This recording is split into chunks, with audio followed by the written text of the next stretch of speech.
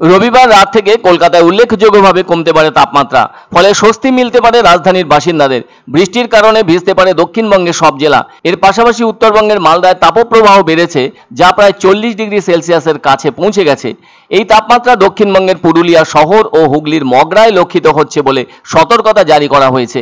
অথচ চলতি সপ্তাহের বুধ ও বৃহস্পতিবারও দক্ষিণবঙ্গের অবস্থা একই রকম ছিল। তবে এরই মধ্যে আবহাওয়া দপ্তর থেকে শোনানো হলো তাপমাত্রা কমার কথা। তাই রবিবার থেকে বৃষ্টি শুরু হবে বঙ্গে, ফলে কমবে তাপমাত্রা। দহন পরিবেশকে শান্ত করতে স্বস্তির পূর্বাভাস দিয়েছে হাওয়া অফিস। এমনিতেই দক্ষিণবঙ্গের জেলায় জেলায় তাপপ্রবাহের পরিস্থিতি সৃষ্টি হয়েছে, আর সেই সাথে বৃষ্টির পরিবেশের কথাও জানালেন আলিপুর আবহাওয়া অধিকর্তা। সেজন্য ভিজতে পারে কলকাতা সহ দক্ষিণবঙ্গের জেলাগুলি, আর তাই বৃষ্টির ফলে তাপমাত্রা অনেকটা কমে যাবে। তবে এদিনও বৃষ্টি দেখা দিতে পারে দক্ষিণবঙ্গের দু একটি জেলায়। কলকাতায় সোমবার পর্যন্ত ঝড় বৃষ্টির বাড়তি সতর্কতা জারি করা হয়েছে। রবি ও সোমবার শহরে হালকা থেকে মাঝারি বৃষ্টি ও বজ্রপাত ছাড়াও প্রতি ঘন্টায় 40 থেকে 50 কিলোমিটার বেগে ঝোড়ো হাওয়া বয়ে যাওয়ার সম্ভাবনা। একই পূর্বাভাস হাওড়া, হুগলি, উত্তর ও দক্ষিণ 24 পরগনা, পূর্ব ও পশ্চিম মেদিনীপুর, ঝাড়গ্রাম, পুরুলিয়া ও বাঁকুড়ায় লক্ষিত হবে। একটানা দহন জ্বালা থেকে সাময়িক মুক্তি মিলবে আগামী সপ্তাহের শুরুতে। প্রসঙ্গত উল্লেখ্য, তীব্র দাবদাহের মধ্যেই স্বস্তির ইঙ্গিত দিল আবহাওয়া অফিস।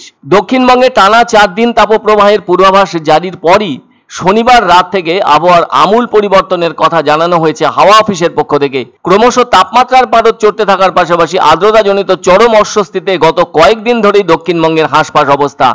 আবহাওয়াবিদরা জানাচ্ছেন, দেশের উত্তর পশ্চিম দিক থেকে বয়ে আসা গরম ও শুকনো বাতাসের ঠেলায় উত্তরপ্রদেশ, মধ্যপ্রদেশ, বিহার ও ঝাড়খণ্ডের পরে গাঙ্গেয় পশ্চিমবঙ্গের ত্রাহি ত্রাহি অবস্থা।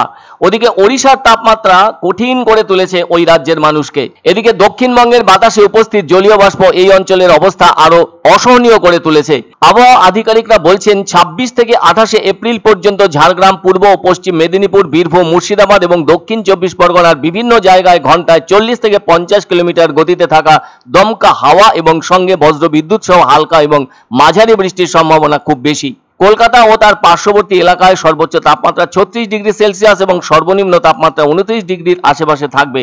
তবে দক্ষিণবঙ্গের পাশাপাশি উত্তরবঙ্গেও বৃষ্টির পূর্বাভাস দিয়েছে আলিপুর আবহাওয়া দপ্তর। 27 তারিখে উত্তরবঙ্গের সবকটি জেলাতে বেশিরভাগ স্থানেই হালকা মাঝারি বৃষ্টিপাত হওয়ার সম্ভাবনা রয়েছে এবং দক্ষিণবঙ্গের বীরভূম, মুর্শিদাবাদ এবং নদিয়া এই 3টি জেলার অনেক জায়গাতে হালকা মাঝারি বৃষ্টিপাত হওয়ার সম্ভাবনা আছে এবং দক্ষিণবঙ্গের বাকি জেলাগুলিতে কিছু কিছু স্থানে হালকা মাঝারি বৃষ্টিপাত হতে পারে।